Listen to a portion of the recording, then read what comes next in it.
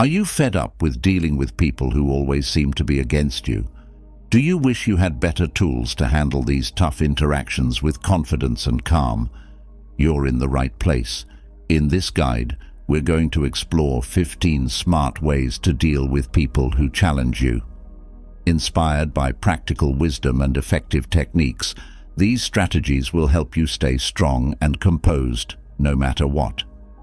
We'll cover everything from setting clear boundaries to finding common ground. Each tip is designed to help you manage difficult situations and improve your relationships. By the end of this journey, you'll feel more empowered and ready to handle any challenge with grace.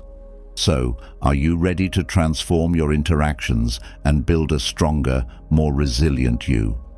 Let's dive into these 15 smart strategies and start making positive changes in your life today. Join me on this path to empowerment and discover how you can thrive even when faced with opposition. Let's start. 1. Maintaining inner peace. One of the main ideas in Stoic philosophy is the importance of keeping your inner peace. This idea is especially helpful when you have to deal with difficult people. In life, we often meet individuals who test our patience and try to upset us. These difficult people can be anyone: co-workers, friends, family members, or even strangers. Their actions can disturb our mental calm if we let them.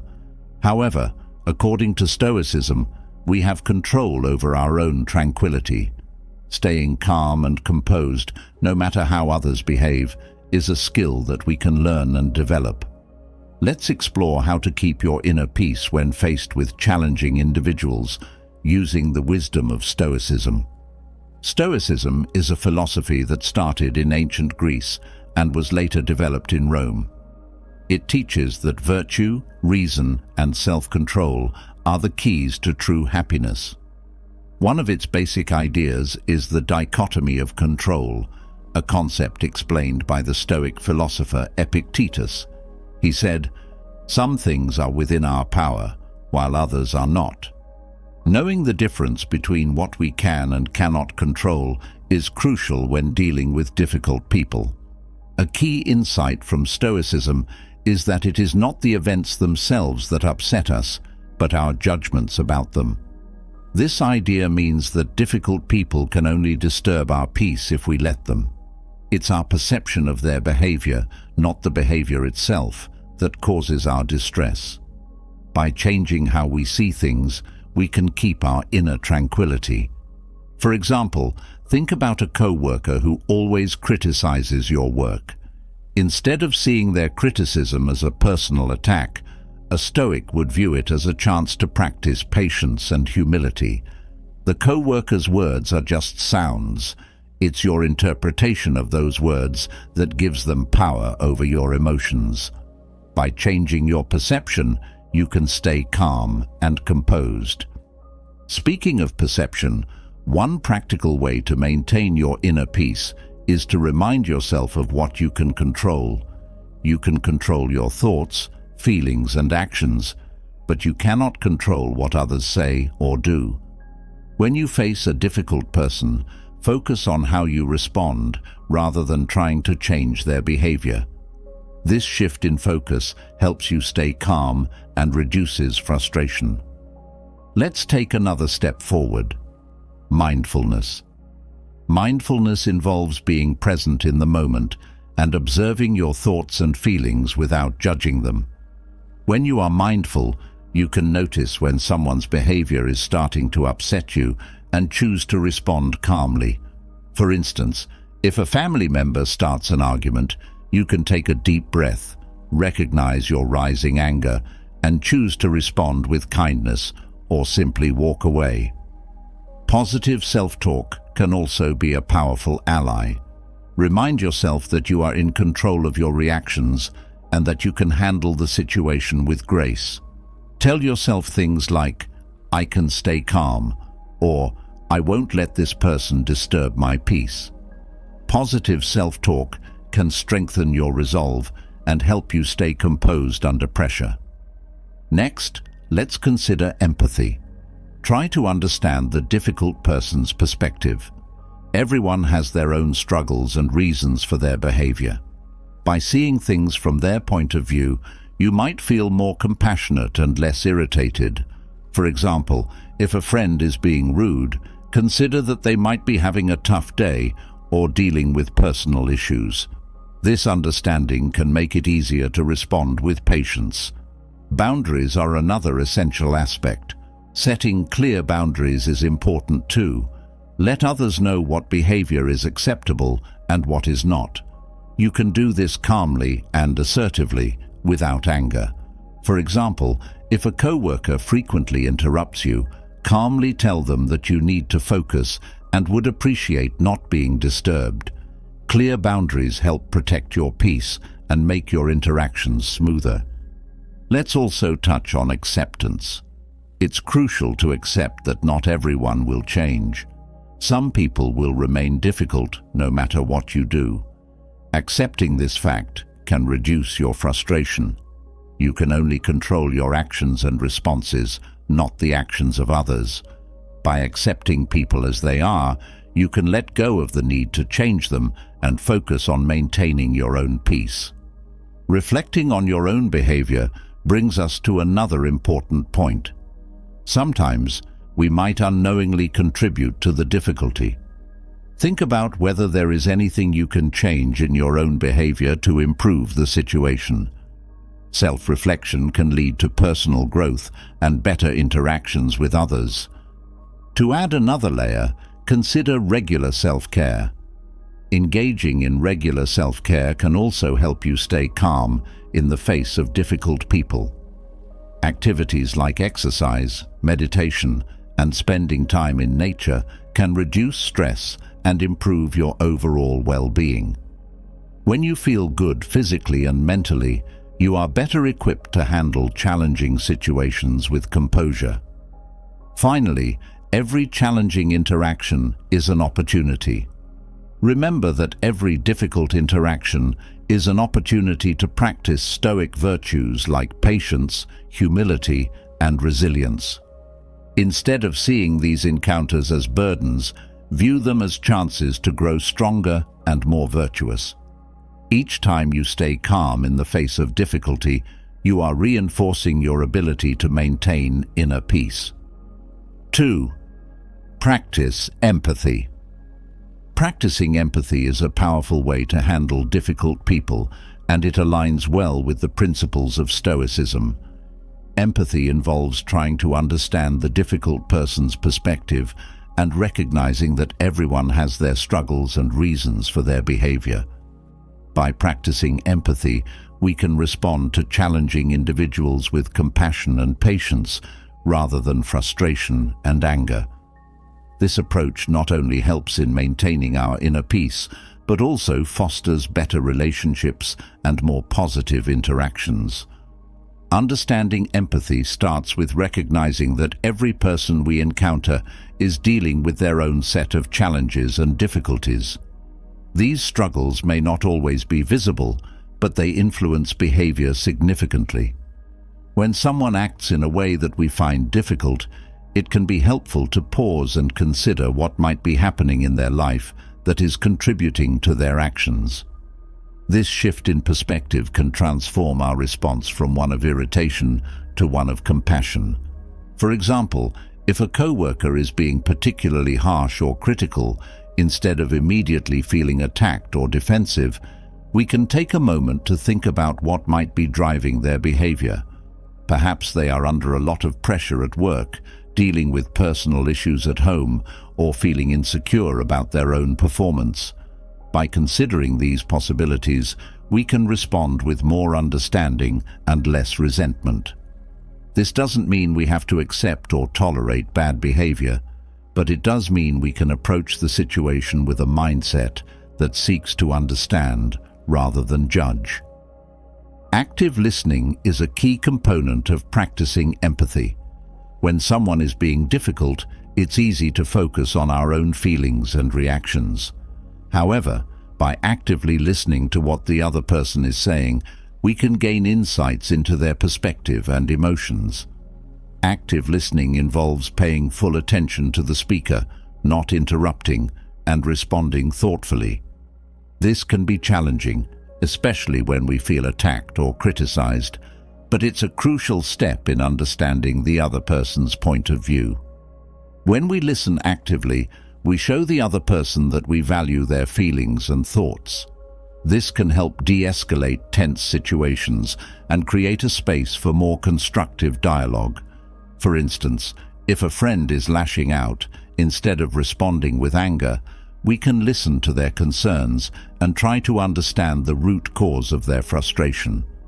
Often, people just want to feel heard and understood, and giving them this space can significantly improve the interaction. Empathy also involves acknowledging that everyone has bad days.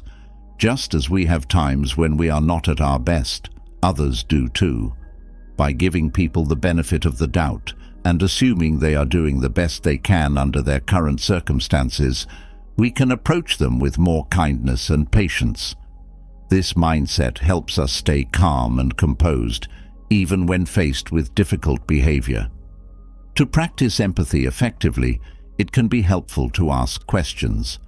If someone is acting out, instead of reacting defensively, we can gently ask them about their feelings or what's going on in their life. This shows that we care about their well-being and are interested in understanding their perspective. For example, if a family member is being unusually irritable, we might say, "I've noticed you seem upset. Is there something bothering you that you'd like to talk about?" This approach can open up a dialogue and provide the other person an opportunity to express themselves, which can help reduce their difficult behavior. It's important to note that practicing empathy doesn't mean we have to agree with the difficult person or condone their behavior. It simply means that we are trying to understand their perspective and respond in a way that acknowledges their feelings. This can be especially challenging when the other person's behavior is hurtful or unfair, but it's a powerful way to maintain our own inner peace and foster more positive interactions. Empathy can also be practiced through non-verbal communication. Our body language, facial expressions, and tone of voice can convey empathy and understanding. For example, maintaining eye contact, nodding to show we are listening, and using a calm and gentle tone can all signal to the other person that we are engaged and care about what they are saying.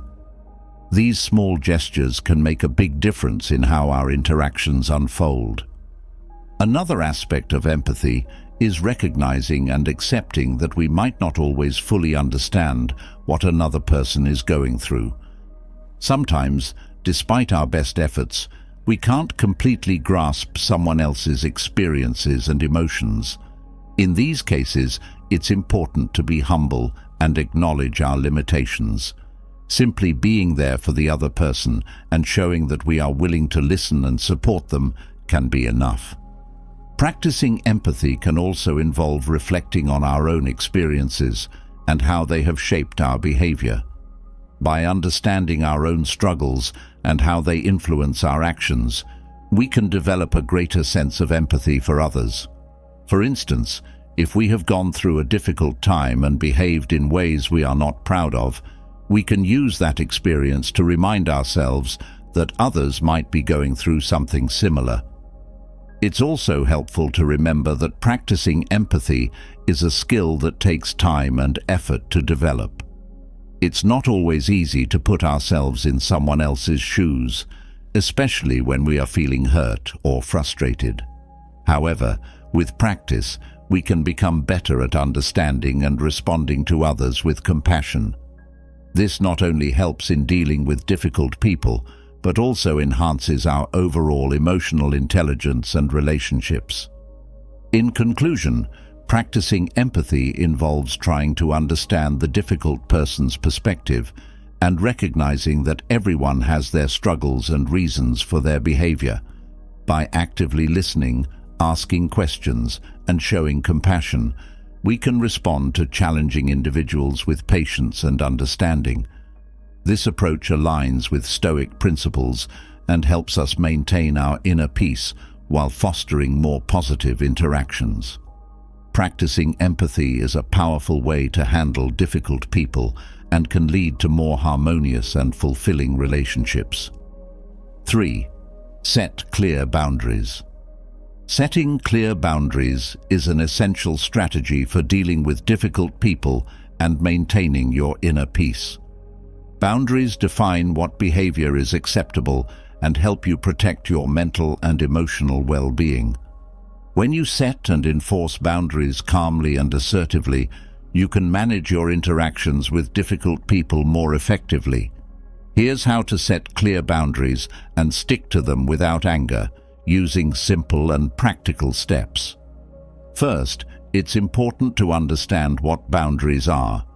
Boundaries are limits that you set for yourself and others about what you are willing to accept in terms of behavior and treatment. They can be physical, emotional, or mental. Setting boundaries means clearly communicating what is acceptable and what is not, and then enforcing those limits consistently. To begin setting boundaries, you need to identify what behaviors you find unacceptable or harmful. This can vary from person to person, but common examples include disrespect, criticism, manipulation, and intrusiveness. Think about past interactions that left you feeling upset or uncomfortable. These situations can provide clues about where your boundaries need to be.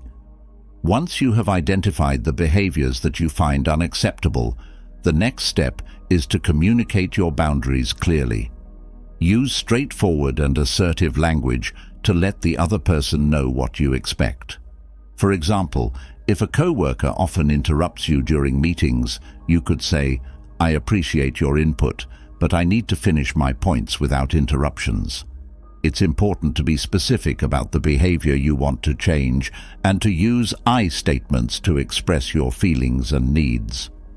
When setting boundaries, it's crucial to stay calm and composed. Avoid using anger or aggression, as this can escalate the situation and make the other person defensive. Instead, focus on being assertive and respectful. Your goal is to communicate your needs clearly, not to start a confrontation. For example, if a friend constantly criticizes you, you could say, "I value our friendship, but I need you to stop criticizing me. It hurts my feelings and affects our relationship." It's also important to be consistent in enforcing your boundaries. Once you have set a boundary, stick to it. If the other person continues to violate your boundary, remind them of your limit and the consequences of crossing it. For example, if a family member continues to make hurtful comments despite your request to stop, you could say, "I asked you not to make those comments. If it continues, I will need to limit our interactions." Consistency shows that you are serious about your boundaries and helps reinforce them over time. In addition to being clear and consistent, it's important to be prepared for pushback. Some people may not respect your boundaries right away and may try to test or ignore them. This is especially true if they are used to a certain dynamic with you. Be firm and stand by your boundaries, even if it feels uncomfortable at first. Over time, most people will come to respect your limits if you consistently enforce them. One key to maintaining boundaries without anger is to separate the person from their behavior. Understand that it's the behavior that is unacceptable, not the person themselves. This mindset can help you address issues without letting emotions take over. For example, if a coworker is being disrespectful, focus on addressing the specific behavior rather than attacking their character. You could say, "I find your tone disrespectful, and it's not appropriate for our work environment," instead of, "You are always rude and inconsiderate." It's also helpful to practice self-care and stress management techniques. Setting and enforcing boundaries can be challenging, especially if you are not used to it. Taking care of your mental and emotional health can help you stay calm and composed during difficult interactions. Activities like exercise, meditation, and spending time with supportive friends and family can reduce stress and improve your overall well-being. Another important aspect of setting boundaries is to respect other people's boundaries as well. Boundaries are a two-way street, and it's important to be mindful of others' limits, just as you expect them to be mindful of yours. This mutual respect can create a healthier and more balanced dynamic in your relationships. It's also valuable to remember that setting boundaries is not a one-time event, but an ongoing process. As your relationships and circumstances change, your boundaries may need to be adjusted. Regularly reassessing your limits and being open to making changes can help you maintain healthy interactions over time. In some cases, you may need to seek support from others when setting boundaries. Talking to a trusted friend, family member, or therapist can provide valuable insights and encouragement. They can offer perspective and advice on how to handle difficult situations and reinforce your efforts to maintain your boundaries. Practicing assertiveness is another crucial skill for setting boundaries. Assertiveness involves expressing your needs and rights clearly and respectfully without being passive or aggressive. It's about finding a balance where you can stand up for yourself while also respecting others. Role-playing different scenarios or practicing assertive communication techniques can help you become more comfortable and effective in setting boundaries. Finally, it's important to be patient with yourself and others as you work on setting and maintaining boundaries. It can take time to build the confidence and skills needed to enforce your limits consistently. Be kind to yourself if you struggle or make mistakes along the way. Recognize that setting boundaries is a learning process, and every step you take towards asserting your needs is a positive move towards healthier relationships and greater peace of mind. In summary, setting clear boundaries involves identifying unacceptable behaviors, communicating your limits assertively, staying calm and consistent in enforcing them, and being prepared for pushback. By focusing on the behavior, not the person, and practicing self-care and stress management, you can maintain your boundaries without anger. Respecting others' boundaries and seeking support when needed can further strengthen your efforts. Practicing assertiveness and being patient with yourself are also key components of successfully setting and maintaining boundaries. With time and practice, setting boundaries becomes a powerful tool for protecting your well-being and fostering healthier interactions with difficult people. 4. Focus on what you can control. Focusing on what you can control is a crucial concept when dealing with difficult people and maintaining your inner peace. This idea, deeply rooted in Stoic philosophy, teaches us that while we cannot control others' actions, we can always control our reactions to them. Understanding and applying this principle can help us navigate challenging situations with more calm and composure. Imagine being in a situation where someone is being rude or unfair to you. It's natural to feel upset or defensive.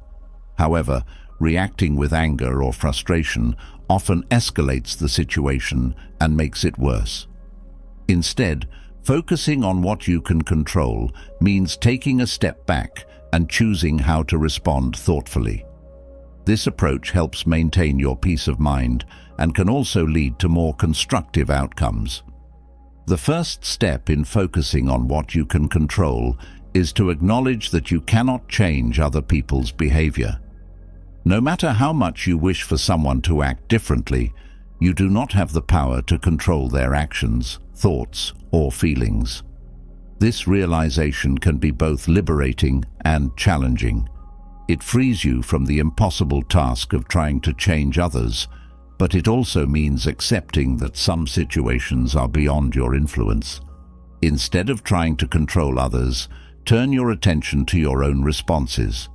You have complete control over your thoughts, emotions, and actions. When faced with difficult behavior, pause and take a moment to consider your response. Ask yourself what kind of reaction will best serve you and the situation. This pause allows you to choose a response that aligns with your values and goals, rather than reacting impulsively.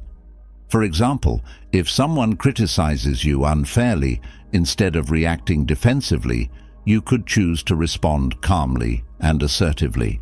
You might say, "I appreciate your feedback, but I see things differently." This kind of response shows that you are open to dialogue without accepting unjust criticism. It also helps to diffuse tension and keeps the conversation respectful. Another aspect of focusing on what you can control is managing your emotional responses.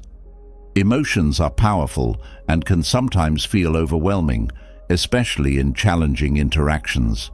However, you can learn to manage your emotions by practicing mindfulness and self-awareness.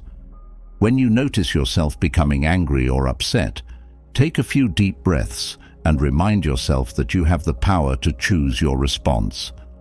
This practice helps you stay grounded and prevents your emotions from dictating your actions. It's also important to cultivate a mindset of acceptance. Accept that some things are out of your control and that trying to change them will only lead to frustration. Instead, focus on what you can influence. This might include setting boundaries, communicating clearly, and taking care of your own well-being. By directing your energy towards what you can control, you can make positive changes in your life and interactions. For instance, if a coworker is consistently late to meetings, you cannot control their punctuality. However, you can control how you manage your time and communicate your needs. You might say, "I value our meeting time and it's important to start on schedule. Can we agree on a time that works for both of us?" This approach focuses on finding a solution rather than getting frustrated over something you cannot change. In relationships, focusing on what you can control means taking responsibility for your own behavior and reactions.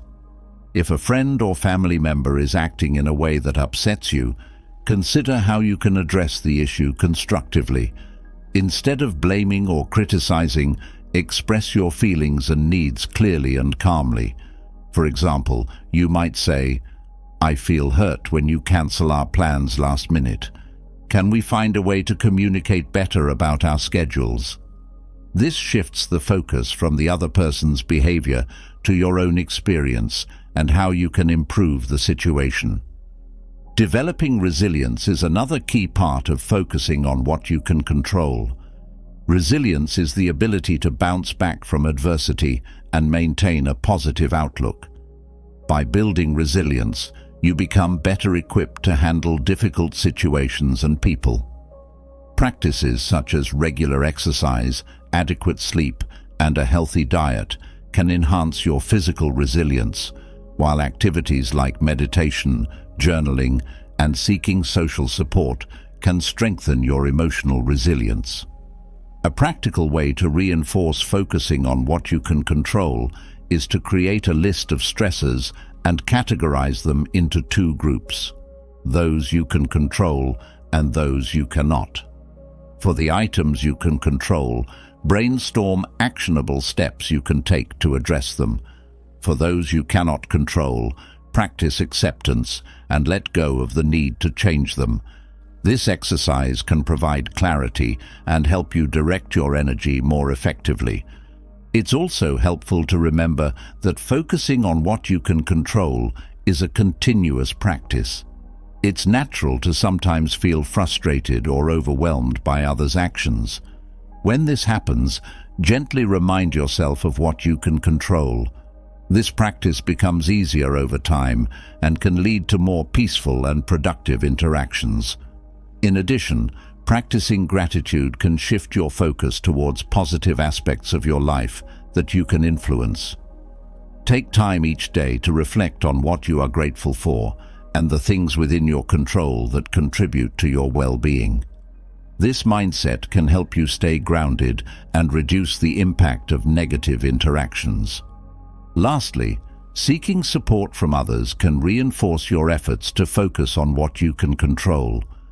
Talking to friends, family, or a therapist about your challenges can provide new perspectives and coping strategies.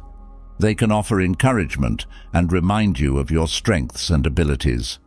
In conclusion, focusing on what you can control involves accepting that you cannot change others' actions, but you can always choose your reactions.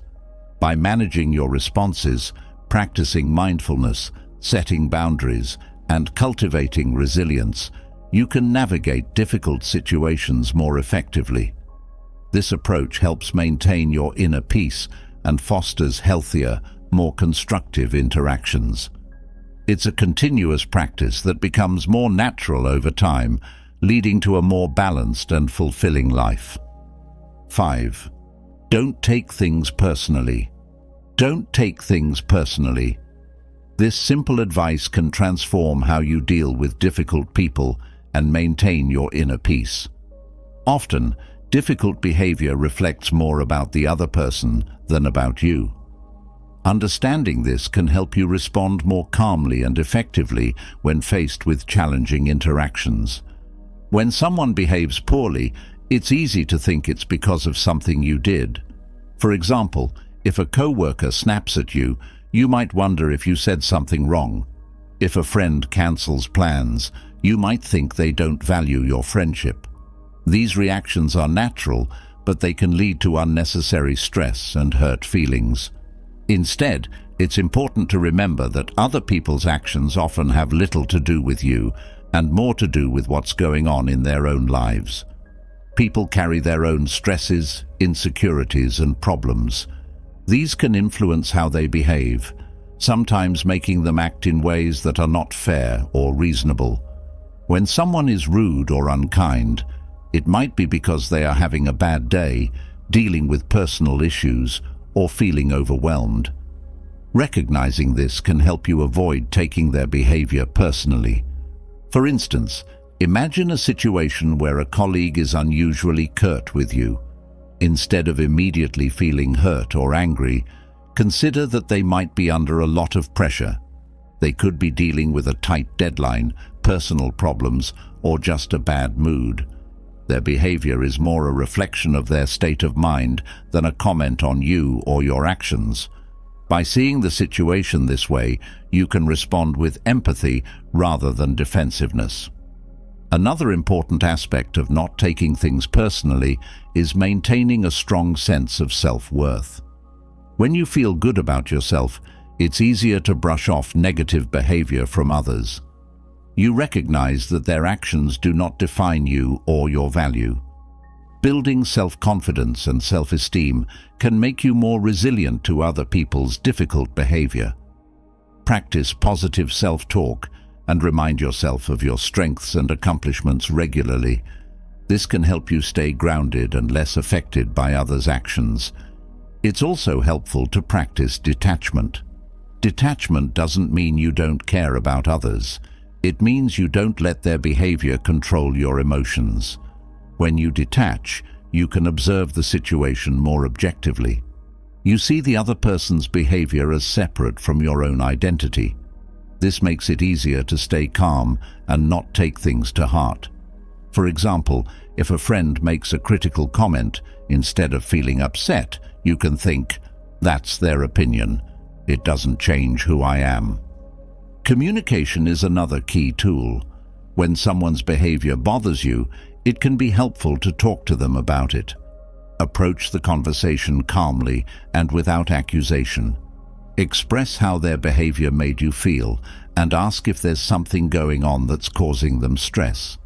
For example, you might say, "I felt hurt when you snapped at me earlier. Is everything okay?" This can open up a dialogue and provide insights into their behavior, showing them that you care and are willing to understand. Another strategy is to set boundaries.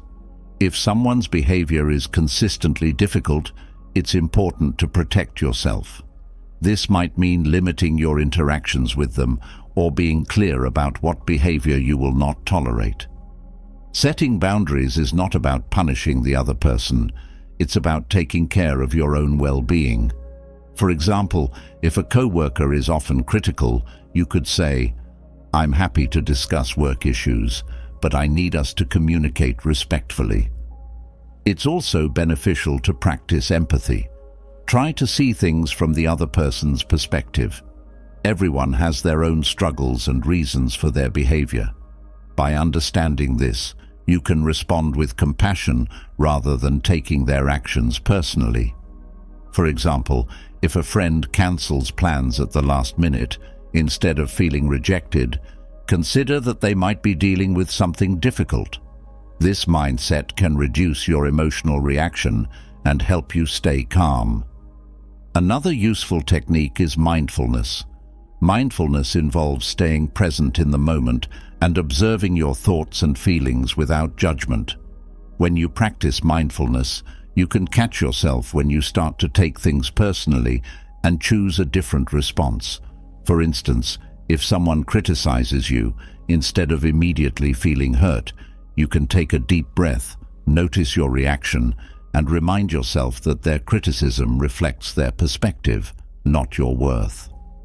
Learning to let go is also crucial. Holding on to hurt feelings and grudges only harms you. When you let go, you free yourself from the emotional burden of others' actions. This doesn't mean you have to forget or condone bad behavior, but it does mean you don't allow it to control your emotions. Practice forgiveness, not for the other person's sake, but for your own peace of mind. For example, if a colleague was rude, acknowledge your feelings, decide how you want to respond, and then let it go. It's important to remember that everyone has their own journey and struggles. Just as you have your good and bad days, so do others. By keeping this in mind, you can avoid taking their actions too personally. Remind yourself that you cannot control how others act, only how you respond. This can help you stay centered and maintain your inner peace. Finally, seek support when you need it. Talking to friends, family, or a therapist can provide comfort and perspective.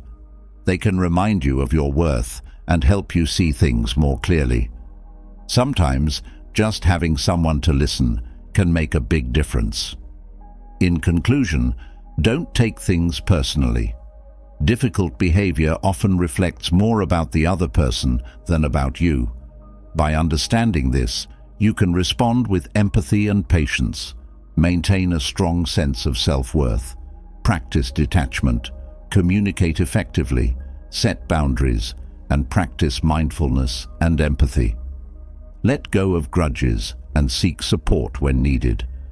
This approach helps you maintain your inner peace and navigate difficult interactions more effectively.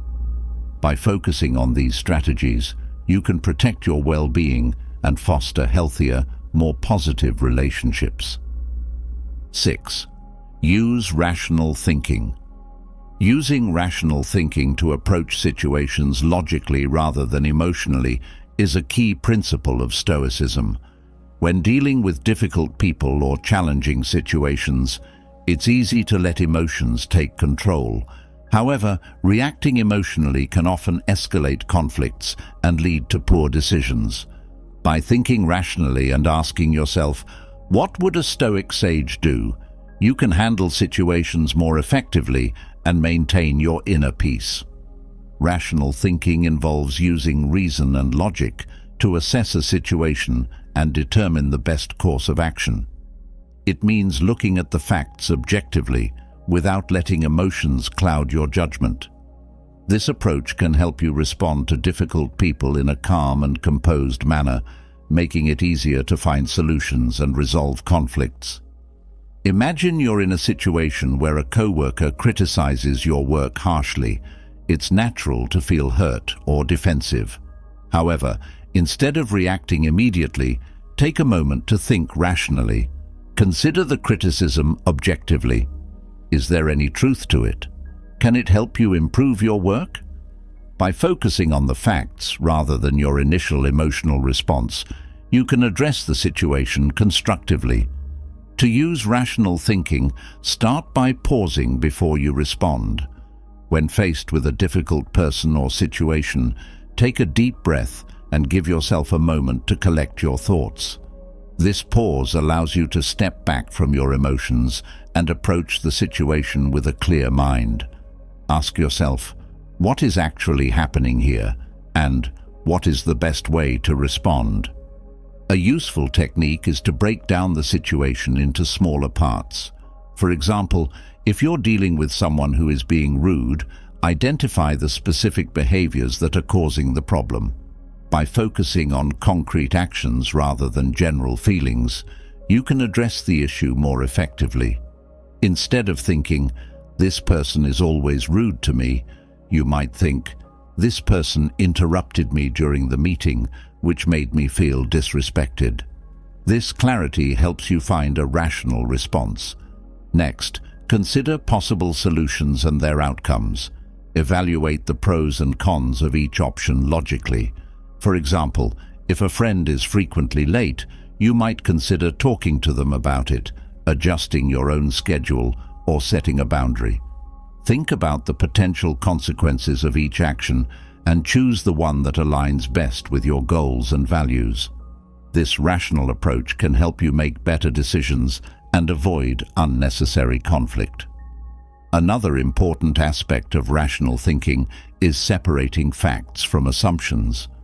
Often, our emotional reactions are based on assumptions rather than facts. For instance, if a colleague ignores your email, you might assume they are upset with you. However, the fact is that they haven't responded yet. Their reasons for not responding are unknown. By focusing on what you know to be true and questioning your assumptions, you can avoid misunderstandings and unnecessary stress. A Stoic sage would also consider the broader perspective. Stoicism teaches that many things in life are beyond our control, and what matters most is how we respond to them. When faced with a difficult person, think about the situation in the context of your overall life and goals. Will this issue matter a year from now, 5 years from now? By putting things in perspective, you can reduce the emotional impact and respond more rationally. It's also helpful to practice empathy and try to understand the other person's perspective. While this might seem emotional, it can actually enhance rational thinking by providing more information about the situation. Understanding why someone is behaving a certain way can help you respond more effectively. For example, if a colleague is acting irritable, consider whether they might be under stress or dealing with personal issues.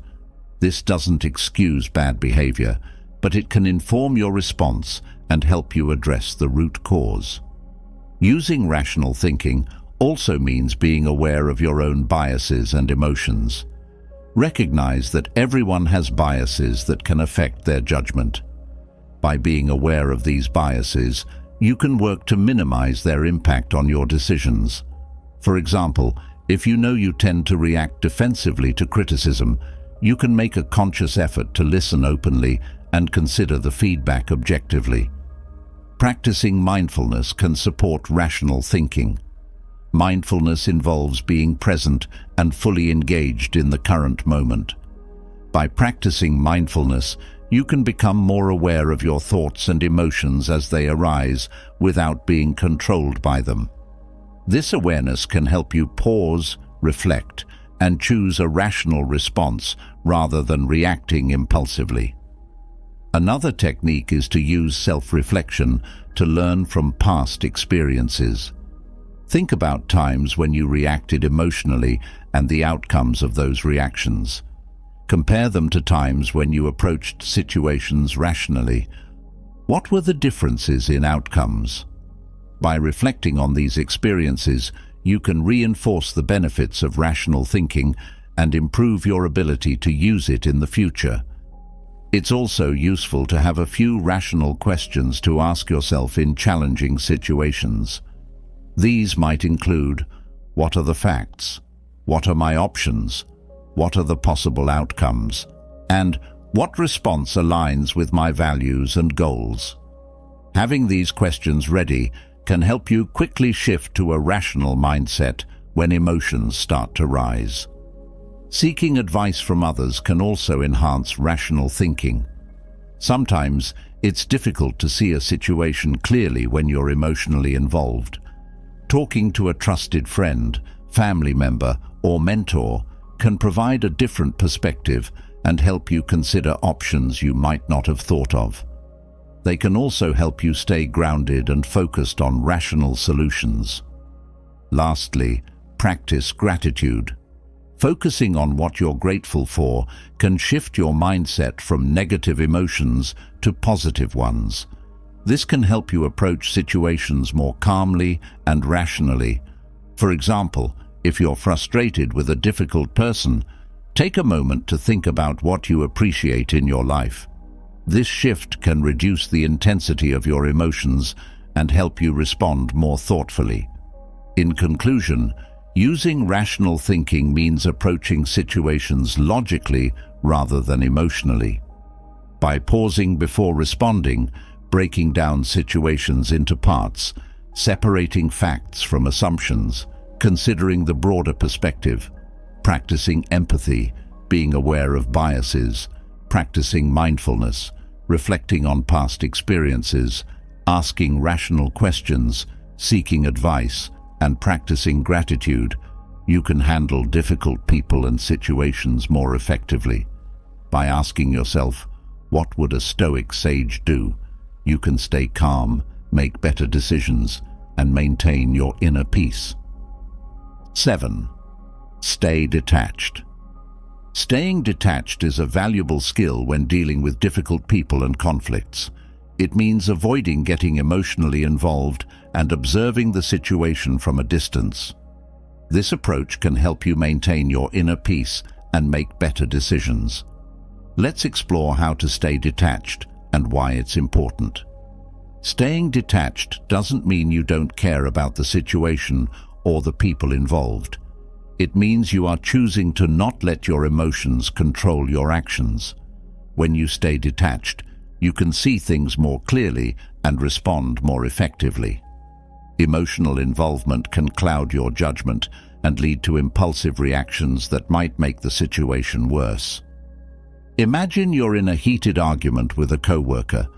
If you get emotionally involved, you might say things you regret later or react defensively. However, if you stay detached, you can take a step back and look at the situation objectively. You can ask yourself, what is really happening here? What is the best way to handle this?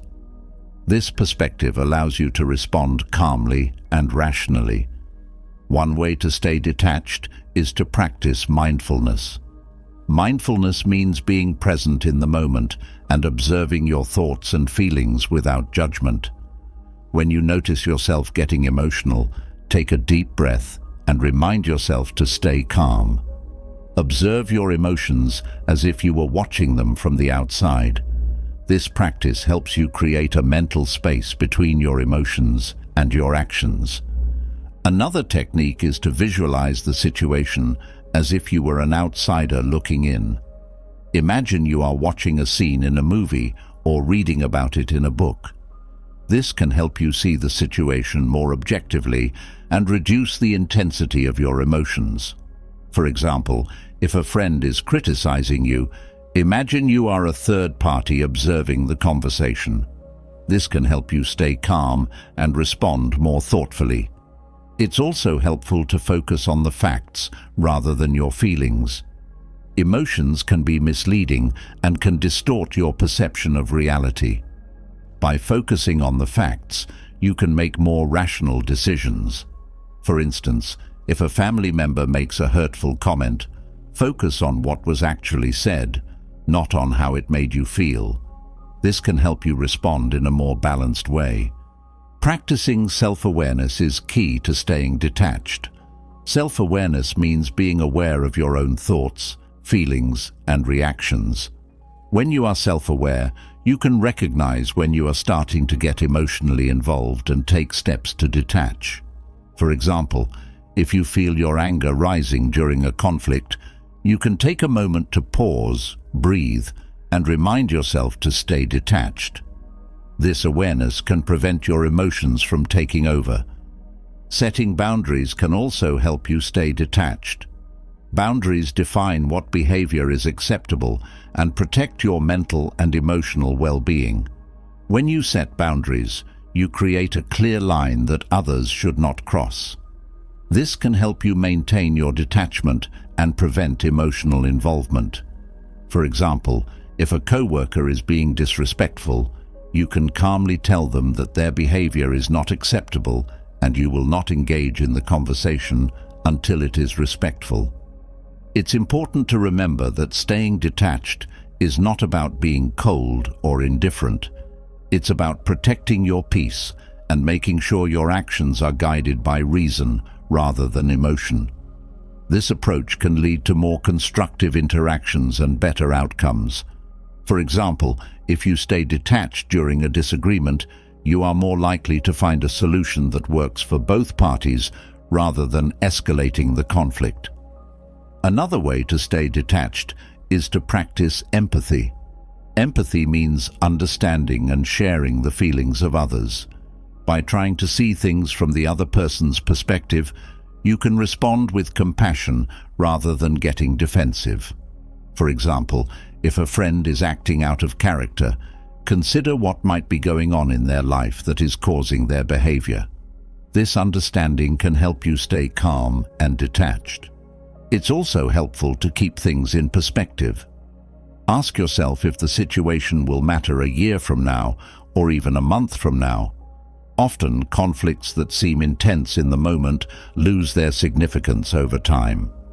By keeping the bigger picture in mind, you can stay detached and not let the situation overwhelm you.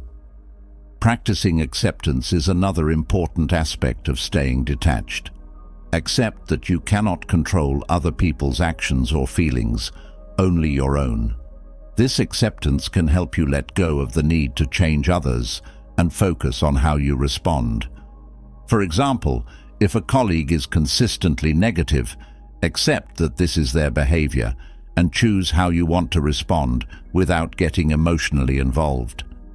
It's also beneficial to have a support system. Talking to friends, family, or a therapist can provide perspective and help you stay grounded. They can offer advice and support, making it easier to stay detached in difficult situations.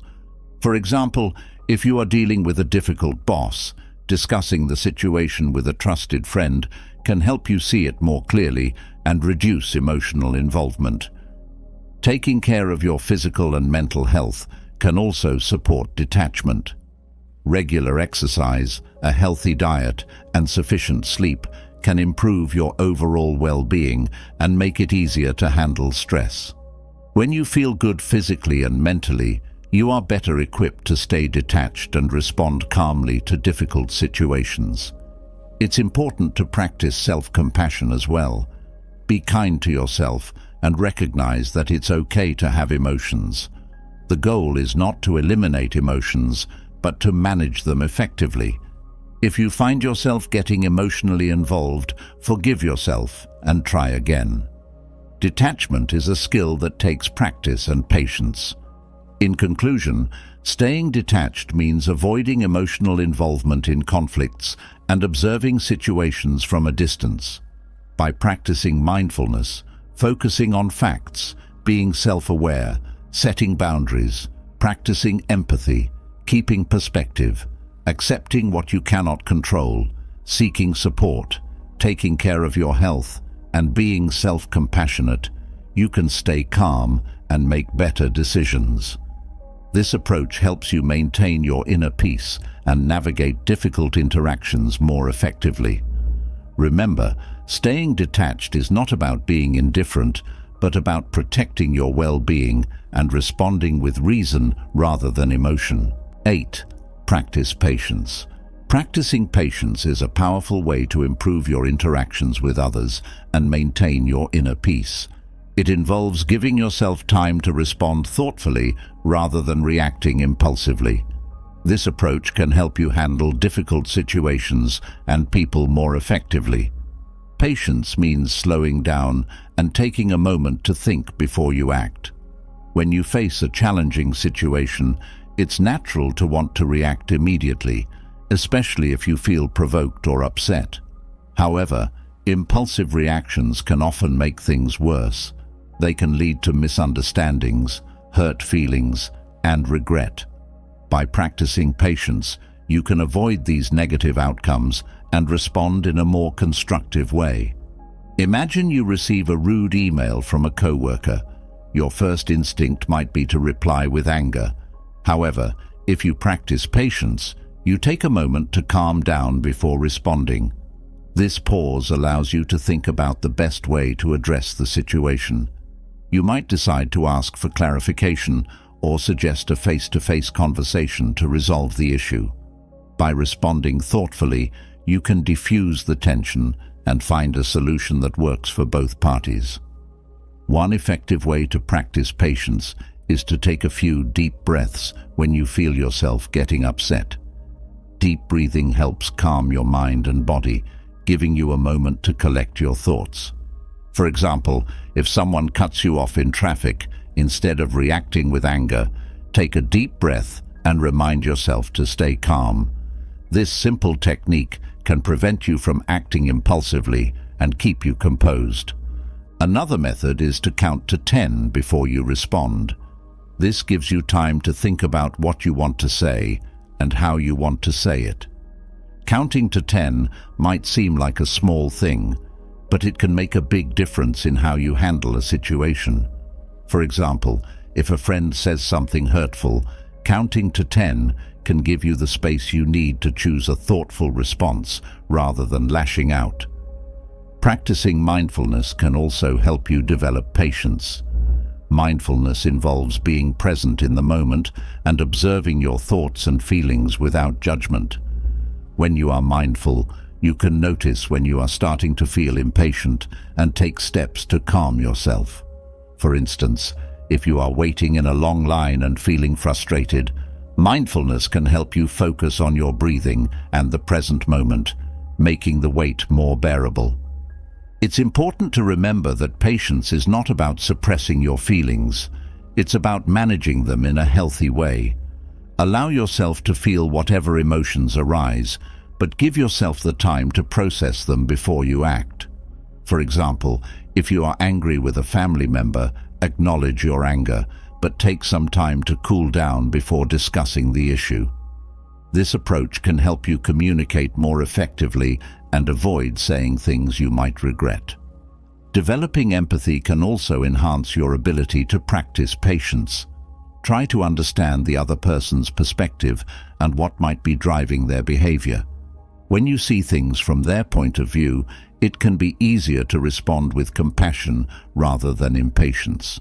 For instance, if a coworker is being difficult, consider that they might be under a lot of stress. This understanding can help you respond more calmly and constructively. Setting realistic expectations is another key to practicing patience.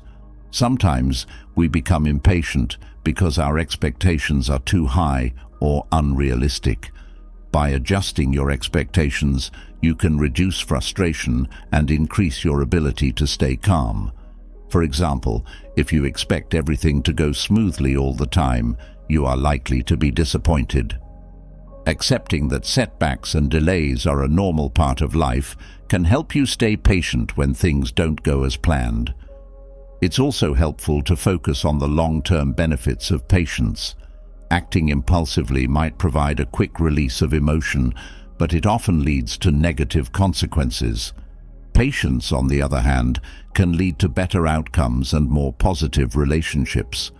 For example, if you take the time to listen to someone's concerns and respond thoughtfully, you are more likely to resolve the issue and strengthen your relationship.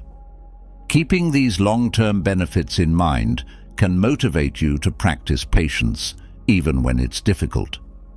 Practicing self-compassion is crucial in developing patience. Be kind to yourself and recognize that it's okay to struggle with impatience sometimes. Everyone has moments when they react impulsively. The important thing is to learn from these experiences and keep practicing. If you find yourself reacting impulsively, forgive yourself and try again next time. Patience is a skill that takes time and effort to develop. It can also be helpful to practice patience in low-stress situations to build your skills. For example, if you are stuck in traffic or waiting in a long line, use these moments as opportunities to practice patience. Focus on your breathing, observe your surroundings, and remind yourself to stay calm. These small practices can strengthen your ability to remain patient in more challenging situations.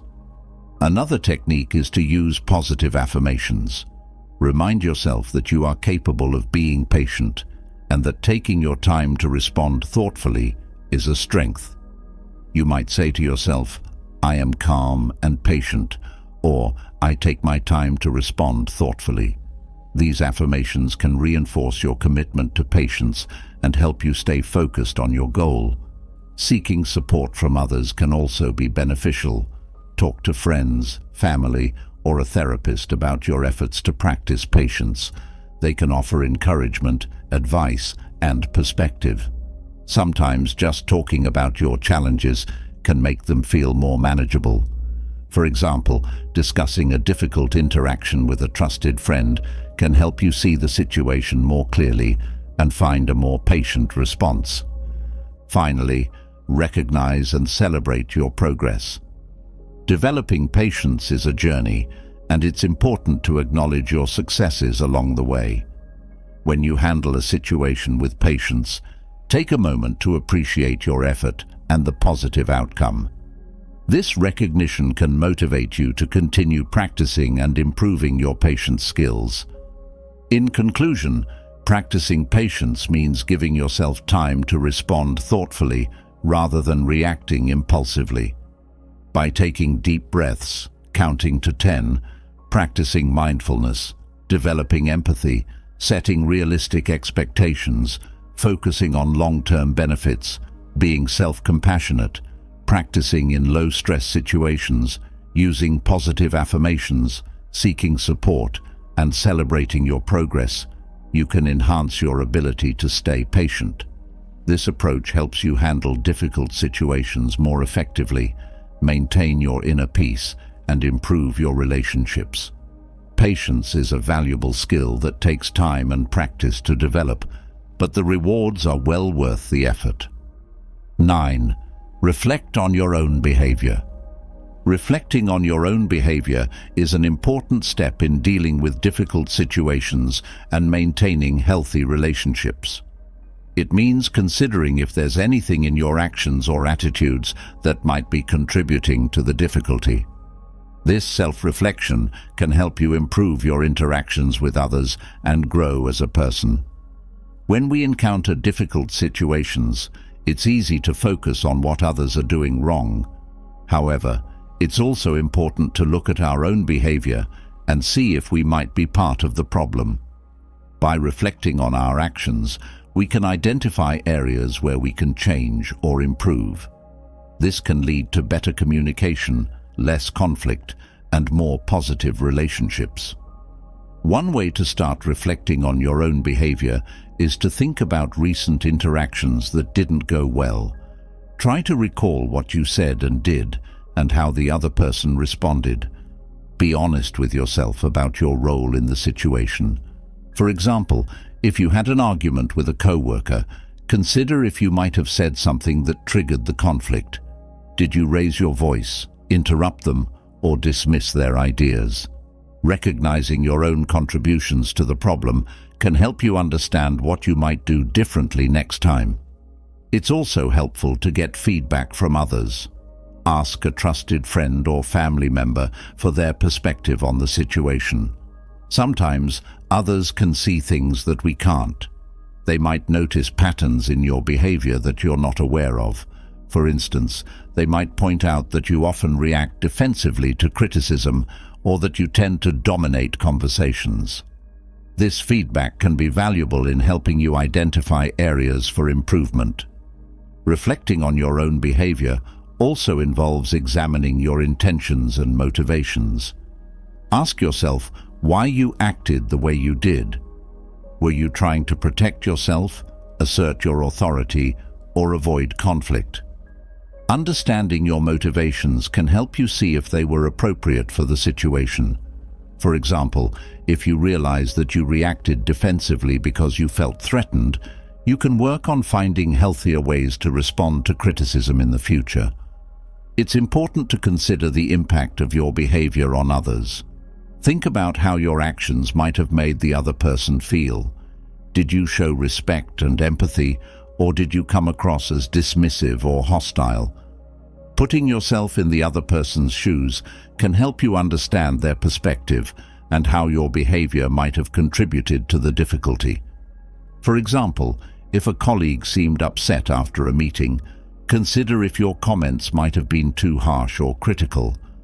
Another aspect of self-reflection is recognizing any recurring patterns in your behavior. Do you often find yourself in similar conflicts or misunderstandings? If so, try to identify common themes. For instance, you might notice that you frequently clash with authority figures or that you struggle to accept feedback.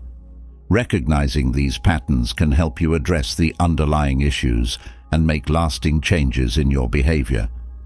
It's also helpful to think about how you can communicate more effectively. Reflect on your communication style and how it might be contributing to the difficulty. Are you clear and direct, or do you tend to be vague and indirect? Do you listen actively, or do you often interrupt or talk over others? Improving your communication skills can help you avoid misunderstandings and build better relationships. For example, practicing active listening and asking clarifying questions can show that you value the other person's perspective and help you understand them better. Reflecting on your own behavior can be uncomfortable, especially if you realize that you've made mistakes or hurt others. It's important to approach this process with self-compassion. Recognize that everyone makes mistakes and that self-reflection is a tool for growth, not self-criticism. Be kind to yourself and focus on what you can learn from the experience. For example, if you realize that you've been too critical of a friend, use this insight to work on being more supportive in the future. It's also important to take responsibility for your actions. If you realize that you've contributed to the difficulty, be willing to apologize and make amends. A sincere apology can go a long way in repairing relationships and building trust. For example, you might say, "I'm sorry for interrupting you during the meeting. I realize that it was disrespectful, and I will work on being a better listener." Taking responsibility shows that you are committed to improving and that you value the relationship. Reflecting on your own behavior also involves setting goals for personal growth. Based on your reflections, identify specific areas where you want to improve. Set realistic and achievable goals and create a plan for how you will work towards them.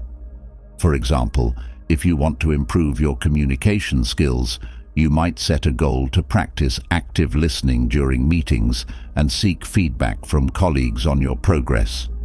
Having clear goals can help you stay focused and motivated as you work on becoming a better version of yourself. It's also helpful to seek support and resources for personal growth. Books, workshops, and therapy can provide valuable insights and tools for self-improvement. For example, reading books on effective communication or attending a workshop on conflict resolution can give you new strategies for handling difficult situations. Therapy can provide a safe space to explore your behavior and work through any underlying issues. Seeking support shows that you are committed to your growth and willing to invest in yourself. Lastly, remember that self-reflection is an ongoing process. It's not something you do once and then forget about. Make a habit of regularly reflecting on your behavior and seeking feedback from others. This continuous practice can help you stay aware of your actions and make ongoing improvements. For example, You might set aside time each week to reflect on your interactions and identify any areas for growth. By making self-reflection a regular part of your routine, you can continue to develop and maintain positive relationships. In conclusion, reflecting on your own behavior means considering if there's anything in your actions that might be contributing to the difficulty. By being honest with yourself, seeking feedback, examining your motivations, considering the impact of your behavior, recognizing patterns, improving your communication skills, practicing self-compassion, taking responsibility, setting goals, seeking support, and making self-reflection a regular practice, you can improve your interactions with others and grow as a person. This process can help you build healthier relationships, reduce conflicts, and maintain your inner peace. 10. Use constructive communication. Using constructive communication is key to handling difficult situations and maintaining positive relationships. It involves speaking clearly and assertively without aggression and focusing on finding solutions. By practicing constructive communication, you can improve your interactions with others and resolve conflicts more effectively. Constructive communication starts with clarity. When you speak clearly, you ensure that your message is understood. Avoid using vague or ambiguous language, as this can lead to misunderstandings. Instead, be specific about what you want to convey. For example, instead of saying, "You never listen to me," you could say, "I feel like my opinions aren't being heard when we discuss work issues." This specific statement is clearer and more likely to lead to a productive conversation. Assertiveness is another important aspect of constructive communication. Being assertive means expressing your thoughts, feelings, and needs confidently and respectfully. It's about standing up for yourself without being aggressive. For instance, if a colleague interrupts you during a meeting, you could say, "I'd like to finish my point before we move on." This statement is assertive because it clearly expresses your need without attacking the other person. It's important to distinguish between assertiveness and aggression. Aggression involves trying to dominate or control the other person, often through intimidation or hostility. Assertiveness, on the other hand, is about expressing yourself in a way that respects both your needs and the needs of others. For example, saying, "You always interrupt me and it's really annoying," is aggressive and likely to escalate the conflict. In contrast, saying, "I feel frustrated when I'm interrupted because it makes it hard for me to share my ideas," is assertive and more likely to lead to a constructive discussion. Listening is also a crucial part of constructive communication. Good communication is not just about expressing your own views, but also about understanding the views of others. Practice active listening by paying full attention to the speaker, nodding to show you are listening, and summarizing what they've said to ensure you've understood. For example, you might say, "It sounds like you're concerned about the deadline. Is that correct?" This shows the other person that you are genuinely interested in their perspective and are working to understand their concerns. Focusing on finding solutions rather than assigning blame can also enhance constructive communication. When conflicts arise, it's easy to fall into the trap of blaming others for the problem.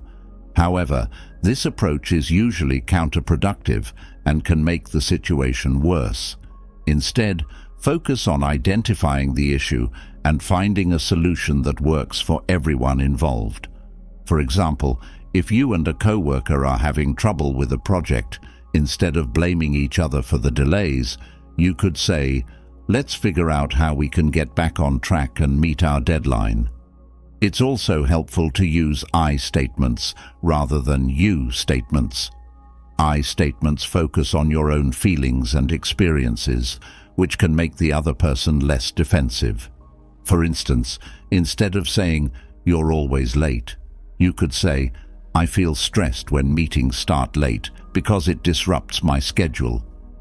This approach is less likely to provoke a defensive reaction and more likely to lead to a productive conversation.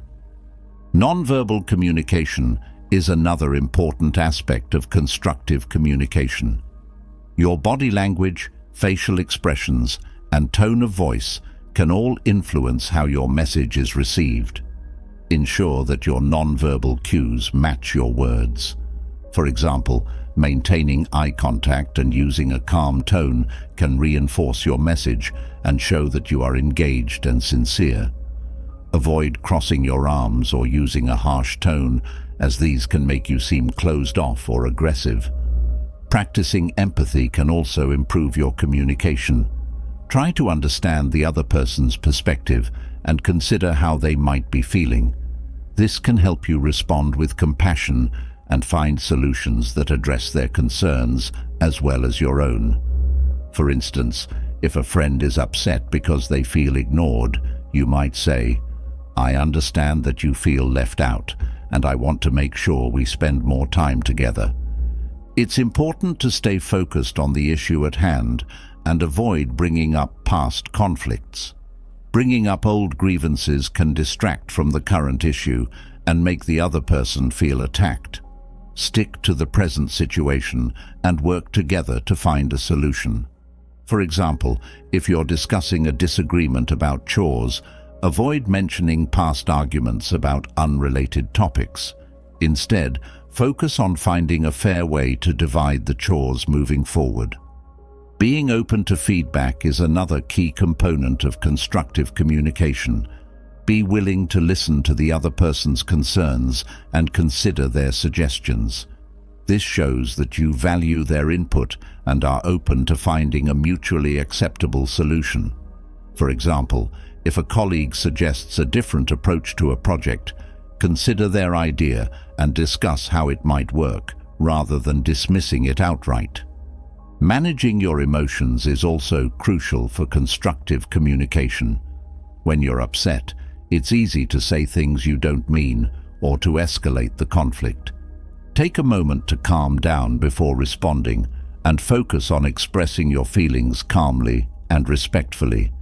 For instance, if you're angry with a family member, take a few deep breaths before discussing the issue.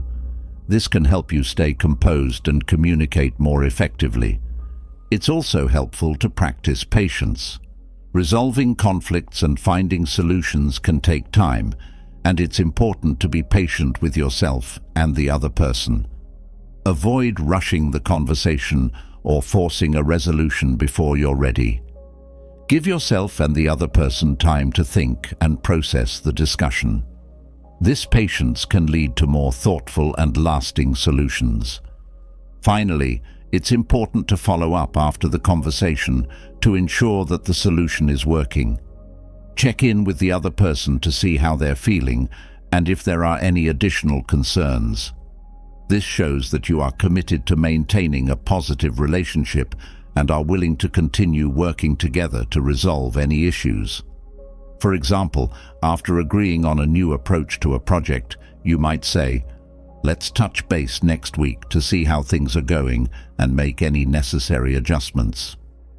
In conclusion, using constructive communication involves speaking clearly and assertively without aggression and focusing on finding solutions.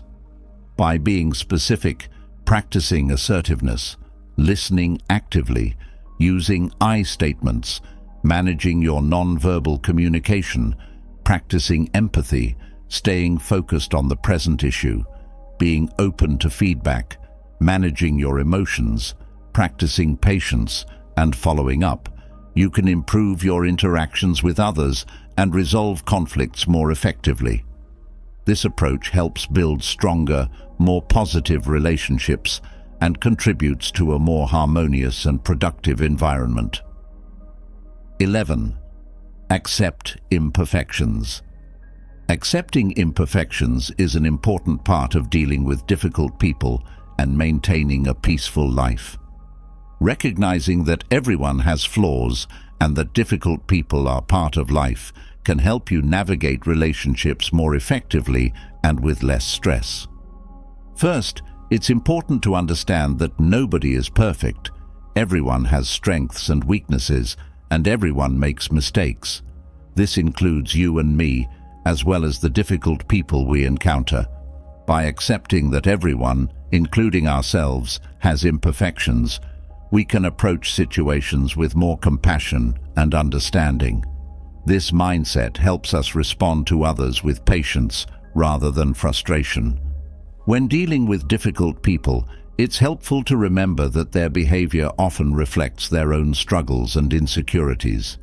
They may be dealing with stress, fear, or past experiences that influence how they act. For example, someone who is overly critical might be struggling with their own feelings of inadequacy. By recognizing this, you can approach them with empathy rather than taking their behavior personally. It's also important to acknowledge that difficult people are a part of life. No matter where you go or what you do, you will encounter people who challenge you. This is a natural part of human interaction.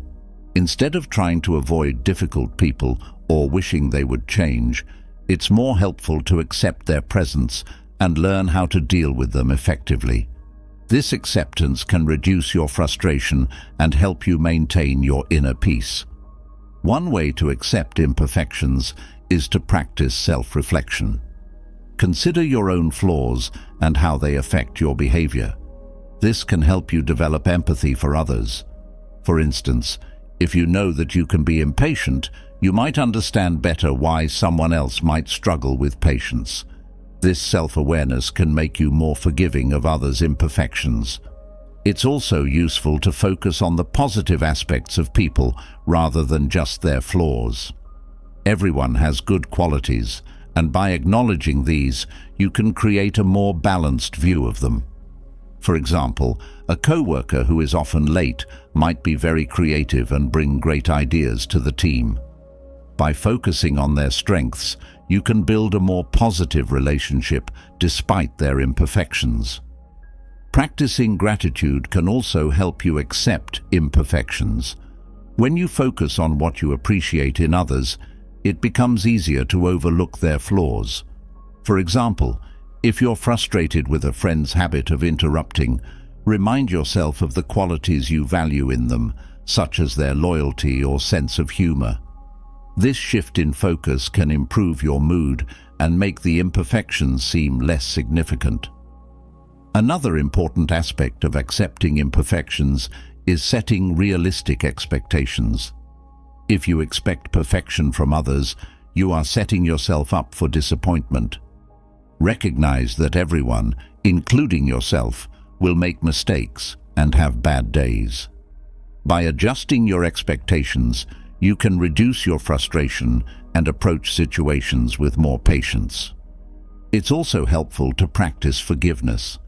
When someone's imperfections cause problems, it's easy to hold a grudge or feel resentful.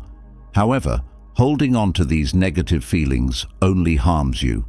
Forgiveness doesn't mean you condone their behavior, but it does mean letting go of your anger and moving forward. For example, if a colleague made a mistake that affected your work, forgiving them can help you maintain a positive working relationship. Maintaining healthy boundaries is also crucial when dealing with difficult people. Accepting imperfections doesn't mean tolerating harmful behavior. It's important to set boundaries to protect yourself while still showing compassion. For instance, if a friend is consistently negative, you can limit your time with them while still being supportive. This balance helps you stay connected without being overwhelmed by their flaws. Mindfulness is another tool that can help you accept imperfections. Mindfulness involves being present in the moment and observing your thoughts and feelings without judgment. When you practice mindfulness, you can notice when you are becoming frustrated with someone's flaws and choose to respond calmly. For example, if a family member's behavior is irritating you, mindfulness can help you stay centered and respond with patience. It's also beneficial to seek support from others. Talking to friends, family, or a therapist about your challenges with difficult people can provide new perspectives and advice. They can offer encouragement and help you find ways to cope with imperfections more effectively. For instance, discussing a problem with a trusted friend can help you see the situation more clearly and reduce your frustration. Practicing self-care is also important in accepting imperfections. When you take care of your physical and emotional well-being, you are better equipped to handle challenges. Regular exercise, a healthy diet, sufficient sleep, and relaxation techniques can improve your overall mood and resilience. When you feel good, it's easier to accept others as they are. Another helpful approach is to focus on the things you can control. You cannot change other people's behavior, but you can control your reactions. By focusing on your own responses, you can maintain your peace and handle difficult situations more effectively. For example, if a colleague is being difficult, you can choose to stay calm and address the issue professionally rather than reacting emotionally. It's also important to recognize your growth and progress in dealing with difficult people. Reflect on past experiences and how you have learned to handle them better over time. This reflection can boost your confidence and encourage you to keep improving. For example, if you used to react angrily to criticism but now respond calmly, acknowledge this progress and build on it. In conclusion, accepting imperfections means recognizing that everyone has flaws and that difficult people are part of life. By practicing self-reflection, focusing on positive aspects, practicing gratitude, setting realistic expectations, forgiving others, maintaining boundaries, practicing mindfulness, seeking support, practicing self-care, focusing on what you can control, and recognizing your growth, you can improve your interactions and maintain your inner peace. This acceptance helps you navigate relationships more effectively and reduces stress, leading to a more harmonious and fulfilling life. 12. Cultivate resilience. Cultivating resilience is essential for dealing with negative interactions without letting them affect your well-being. Resilience is the ability to bounce back from difficult situations and remain strong in the face of adversity.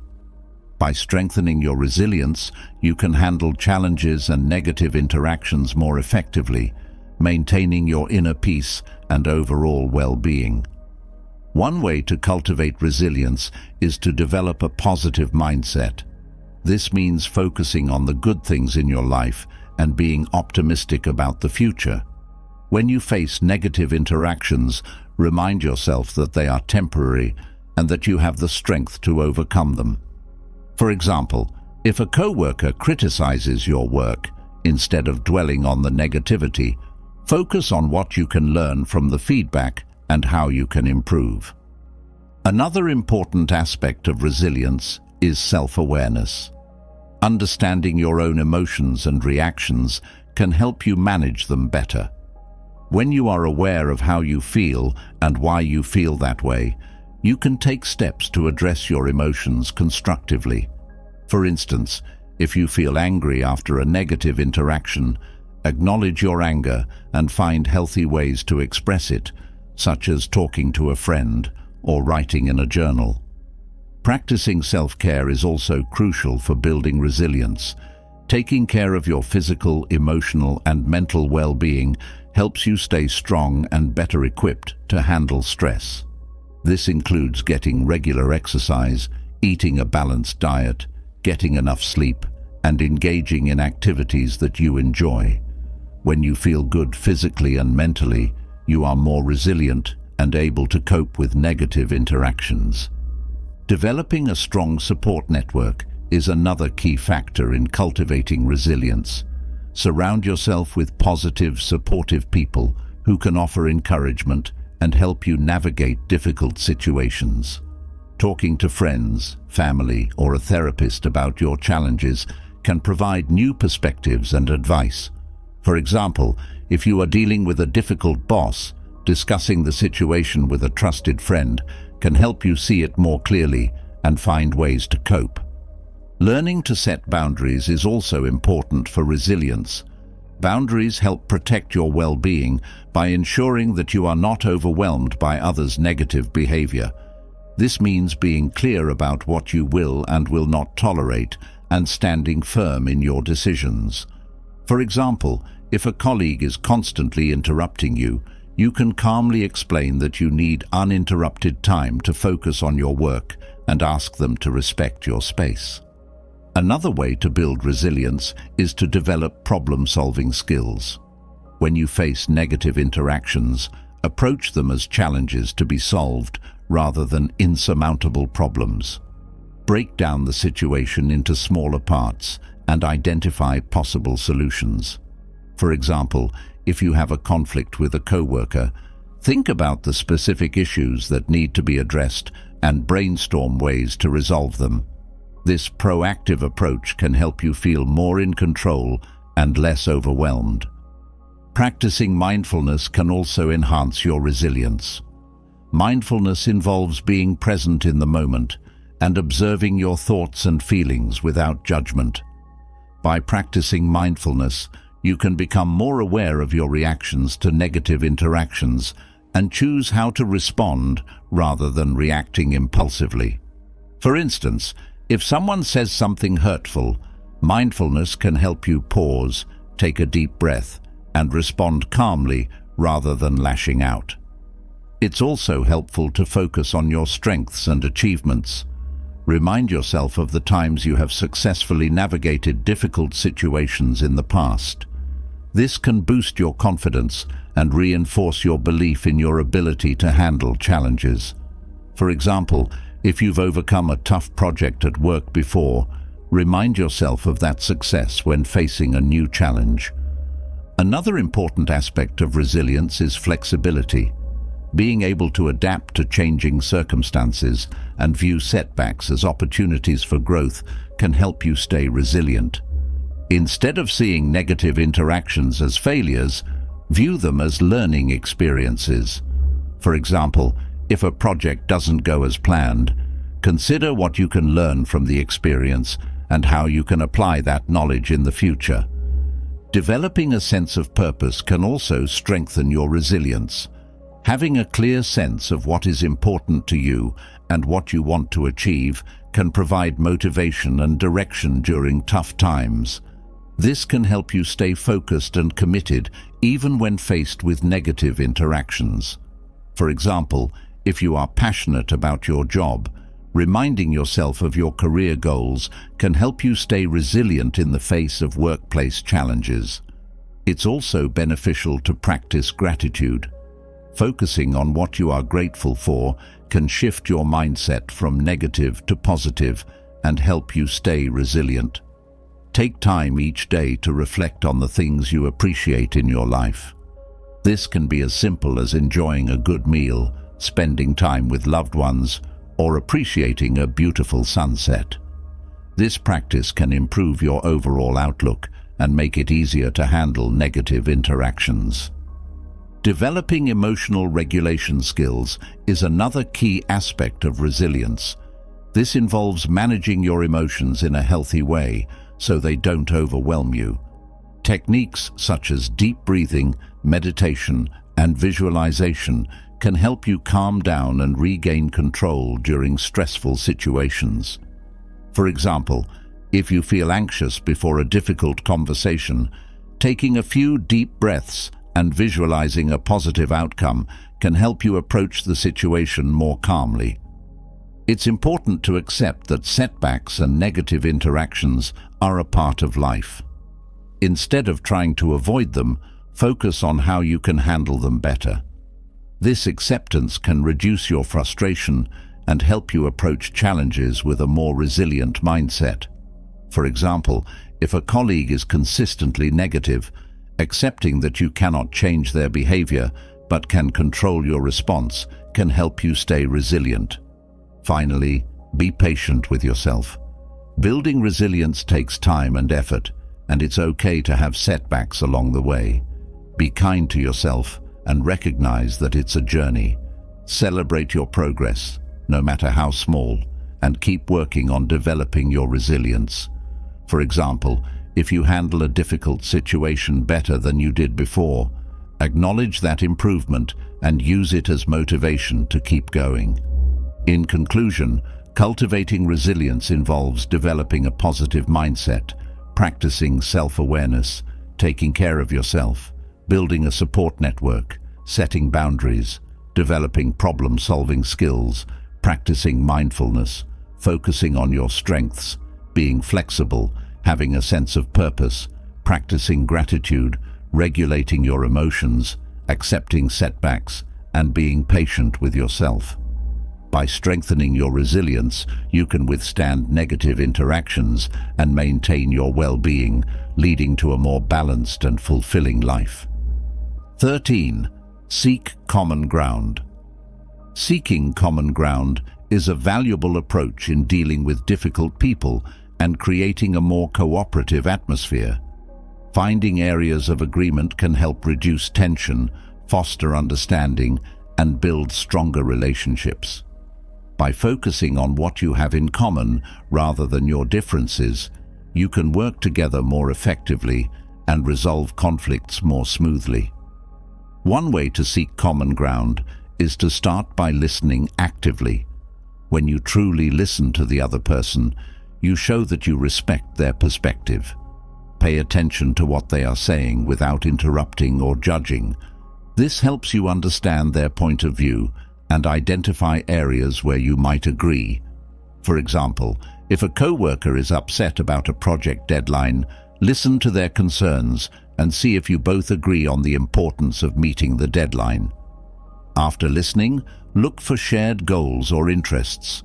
Finding common goals can create a foundation for cooperation.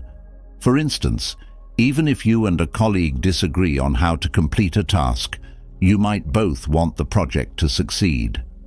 Focusing on this shared goal can help you find a compromise.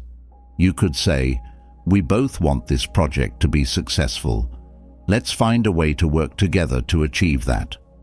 Another way to find common ground is to acknowledge and validate the other person's feelings. Showing empathy can help build trust and openness. For example, if a friend feels neglected, you might say, "I understand that you feel left out, and I'm sorry if I've made you feel that way. Let's find a way to spend more time together." This validation can help the other person feel heard and more willing to cooperate. It's also helpful to identify and focus on shared values.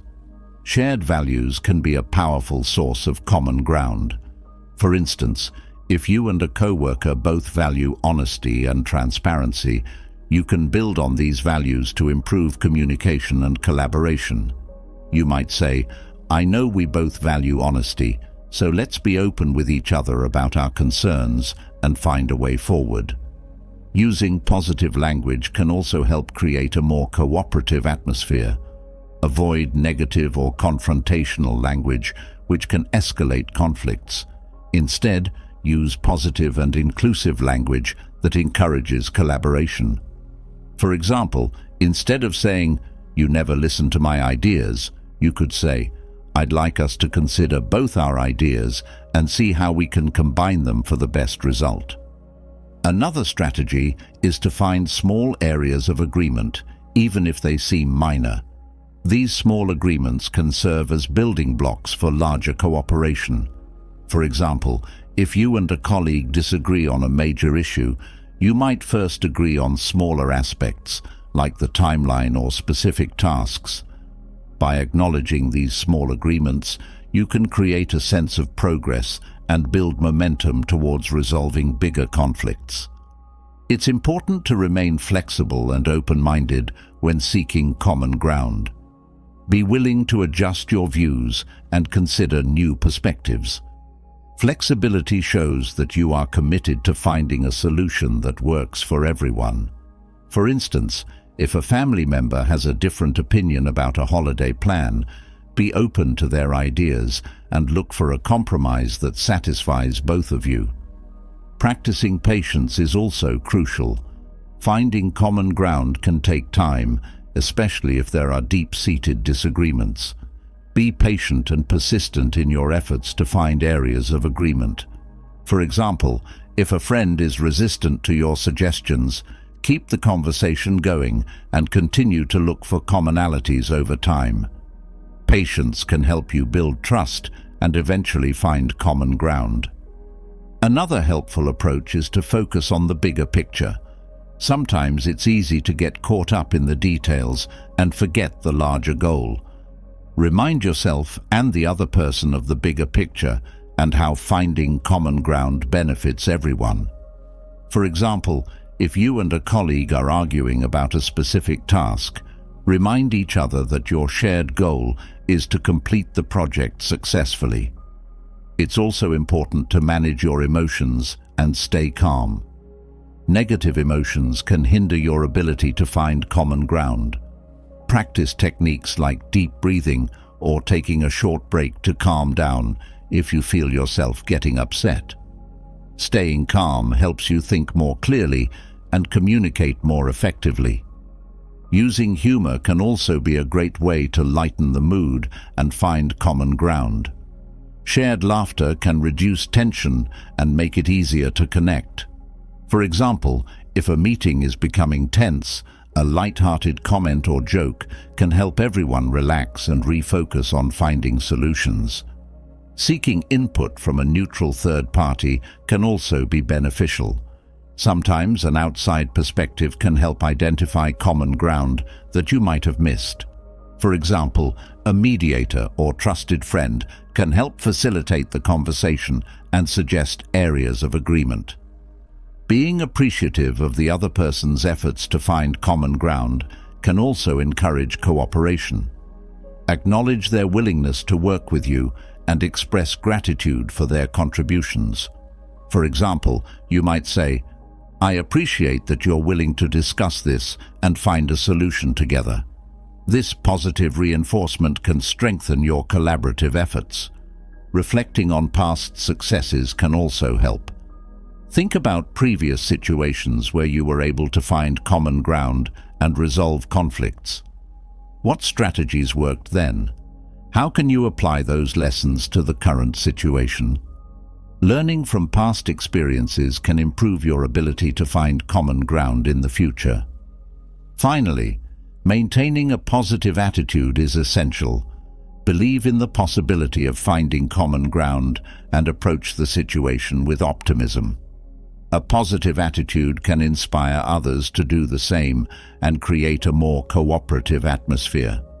In conclusion, seeking common ground involves listening actively, looking for shared goals and values, using positive language, finding small areas of agreement, remaining flexible, practicing patience, focusing on the bigger picture, managing emotions, using humor, seeking input from a neutral third party, being appreciative, reflecting on past successes, and maintaining a positive attitude.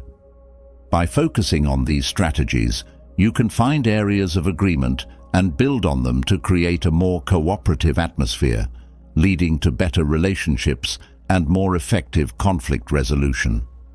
This approach helps you navigate difficult interactions with greater ease and fosters a more harmonious and collaborative environment. 14. Learn from the experience. Learning from difficult interactions is a valuable opportunity to practice and strengthen Stoic virtues. Stoicism is an ancient philosophy that teaches individuals to cultivate wisdom, courage, temperance, and justice in their lives. By approaching challenging situations with a Stoic mindset, you can grow as a person and improve your ability to handle adversity. One of the key principles of Stoicism is the idea that we have control over our thoughts and actions, but not over external events or other people's behavior. When faced with difficult interactions, Stoics focus on how they can respond virtuously rather than getting caught up in anger or frustration. By reframing the situation in this way, you can maintain your inner peace and avoid unnecessary suffering. For example, Imagine you're in a meeting and a colleague criticizes your work in front of others. Instead of reacting defensively or feeling hurt, you can remind yourself that you have control over how you respond. You can choose to remain calm and composed, listen to their feedback with an open mind, and respond thoughtfully. This approach reflects Stoic virtues like courage and temperance as you face the criticism without letting it affect your well-being. Another Stoic principle is the importance of accepting things as they are, rather than resisting or trying to change them. When you encounter difficult interactions, Stoicism teaches you to accept them as part of life's challenges and opportunities for growth. By accepting the situation and focusing on how you can respond virtuously, you can avoid wasting energy on futile efforts to control things beyond your control. For instance, if you're dealing with a difficult coworker who refuses to collaborate, you can accept that you cannot force them to change their behavior. Instead, you can focus on how you can adapt to the situation and find alternative ways to work together effectively. This acceptance reflects Stoic virtues like wisdom and resilience as you approach the situation with a calm and rational mindset. Stoicism also emphasizes the importance of practicing gratitude and finding value in every experience, even the difficult ones. When faced with challenging interactions, Stoics look for opportunities to learn and grow from them. They see each obstacle as a chance to strengthen their virtues and become better individuals. For example, if you're confronted with a difficult customer who is upset with your service, instead of feeling frustrated or defensive, you can view it as an opportunity to practice patience and empathy. By listening to their concerns and addressing them calmly and respectfully, you can turn the interaction into a positive experience for both parties. This approach reflects Stoic virtues like justice and compassion as you strive to treat others with fairness and kindness. Stoicism also teaches the importance of maintaining perspective and focusing on what is truly important in life. When faced with difficult interactions, Stoics remind themselves that their worth and happiness are not dependent on external validation or the opinions of others. Instead, they focus on living in accordance with their own values and principles. For example, if you're dealing with a difficult family member who criticizes your choices, instead of seeking their approval or getting upset by their comments, you can remind yourself of your own values and priorities.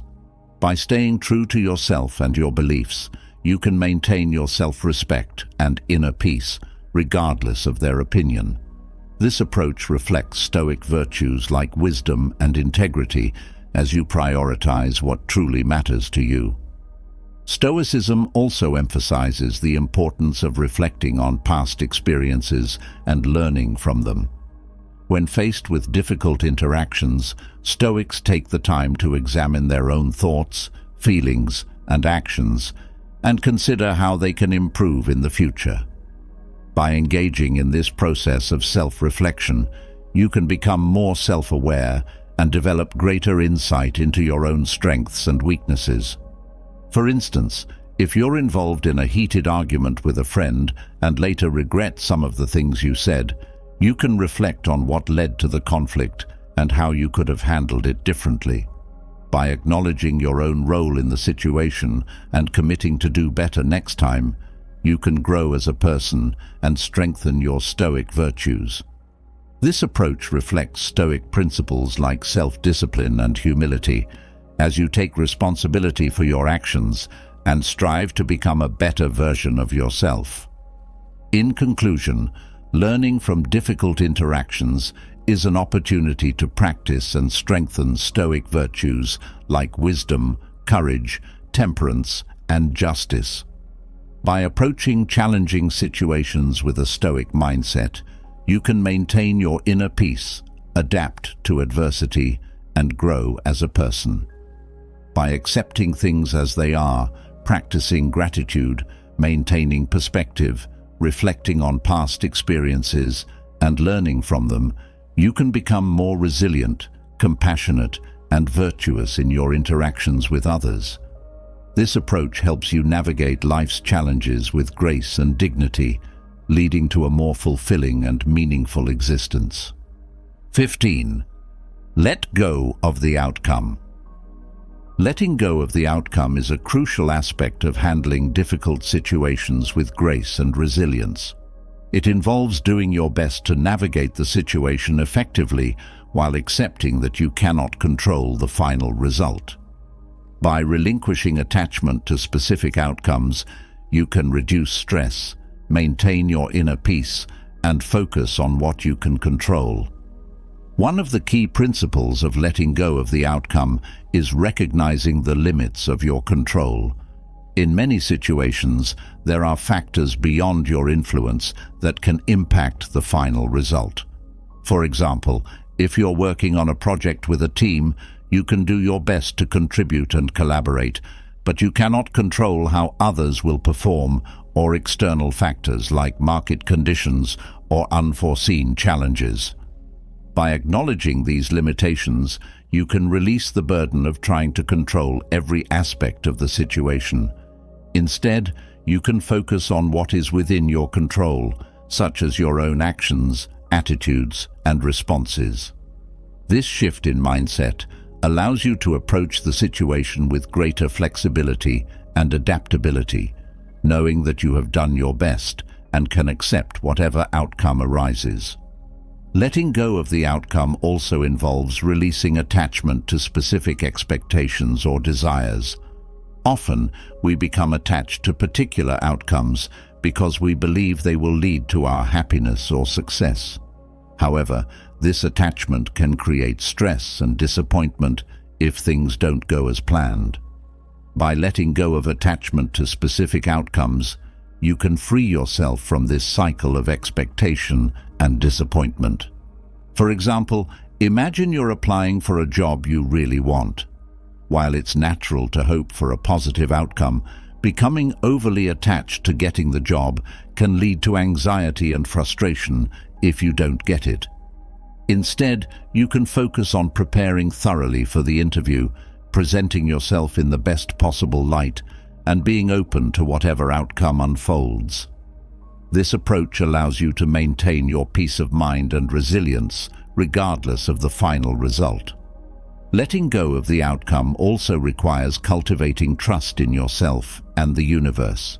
Trust that you have the skills, resources, and resilience to handle whatever comes your way.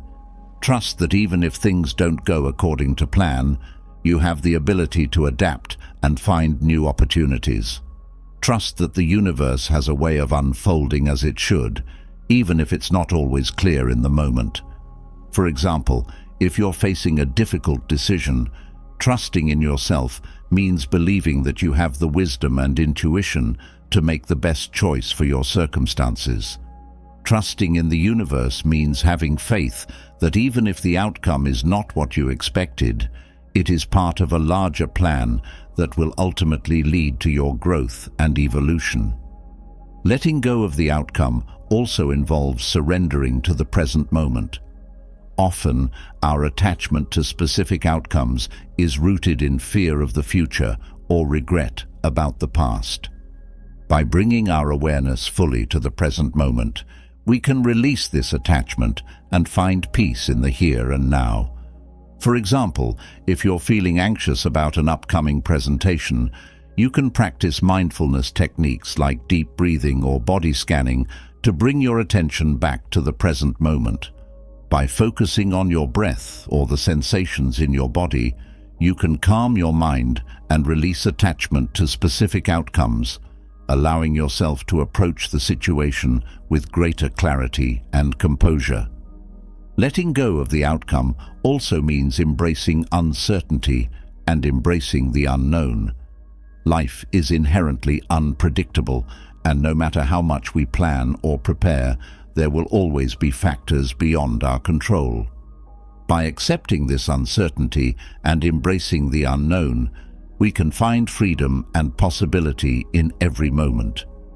For example, if you're facing a major life decision, like whether to move to a new city or change careers, you can acknowledge that there are no guarantees about how things will turn out. Instead of trying to predict the future or control every detail, you can embrace the uncertainty and trust that whatever path you choose will ultimately lead to your growth and fulfillment.